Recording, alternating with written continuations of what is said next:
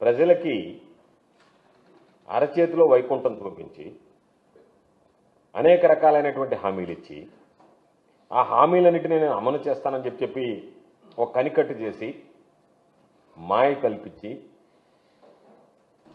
మాటల మరాఠీగా పేరుగాంచినటువంటి చంద్రబాబు నాయుడు గారు the great మోసగాడి కింద ఆ ముసుగు మొత్తం తీసివేయడం జరిగింది నిన్నటితో. స్పష్టంగా చెప్పేశాడు, హామీలు నెరవేర్చలేము, పథకాలు అమలు చేయలేము, ఇవ్వలేమని చెప్పి నిస్సిగ్గుగా ఏమాత్రం లేకుండా రాష్ట్ర సచివాలయాన్ని వేదికగా చేసుకుని అక్కడే ఈ మాటలన్నీ కూడా వల్లివేయడం జరిగింది. ఏమాత్రం సంకోచం లేదు మనిషిలో. నింపాదిగా నిర్భయంగా అధికారంలోకి రావాలనుకున్నాం, అధికారం ప్రజలు ఇచ్చేశారు. ఇక వీళ్ళకి ఇచ్చినా ఇవ్వకపోయినా 5 సంవత్సరాలు నేను పరిపాలిస్తా, మరో 4 సంవత్సరాలు నా ఏలుబడిలో ఆంధ్ర రాష్ట్రం ఉంటుంది, కాబట్టి ఇవ్వాల్సినటువంటి అవసరమే లేదన్నట్టుగా తను చెప్పినటువంటి దాన్ని వక్రీకరిస్తూ రకరకాలుగా మాయమాటలు చెప్పి ఈరోజు జగన్మోహన్ రెడ్డి గారు చెప్పినటువంటి విషయాలు ఏదైతే ఉండవో చంద్రబాబు నాయుడు గురించి అవన్నీ వాస్తవం, నిజమనేటువంటి విధంగా ఈరోజు నిర్ధారించాడు, నిరూపించాడు. చంద్రబాబు నాయుడు గురించి జగన్మోహన్ రెడ్డి గారు పదే పదే చెప్పాడు ఎన్నికల్లో.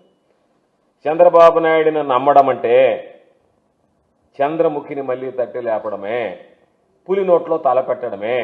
కాబట్టి జాగ్రత్తగా ఉండండి. చంద్రబాబు నాయుడు చెప్పేటువంటి హామీలు 2014లో అమలు చేయలేదు, గుర్తు తెచ్చుకోండి, మరలా అది 2024లో పునరావృతం అవుతుందని చెప్పి ఆయన పదే పదే చెప్పడం జరిగింది. జగన్మోహన్ రెడ్డి గారు చెప్పినటువంటి హామీలని ఈరోజు ప్రజలు మాట్లాడుకుంటున్నారు.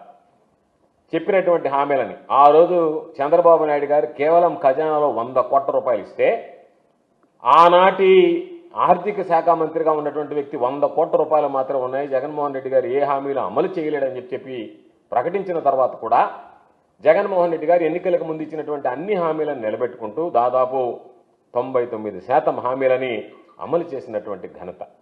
ఈరోజు అదేవిధంగా ఆలోచన చేస్తే చంద్రబాబు నాయుడు అనేక రకాలైనటువంటి హామీలు ఇచ్చాడు. 5,000 కోట్ల రూపాయలు జగన్మోహన్ రెడ్డి గారు దిగిపోయేటప్పటికి చంద్రబాబు నాయుడు గద్దెనెక్కేదానికి ఖజానాలో ఉన్నాయి. 100 కోట్లు గతంలో చంద్రబాబు నాయుడు వదిలి వెళితే జగన్మోహన్ రెడ్డి గారు 5,000 కోట్ల రూపాయలు చంద్రబాబు నాయుడు గారికి అప్పగించి వెళ్ళాడు.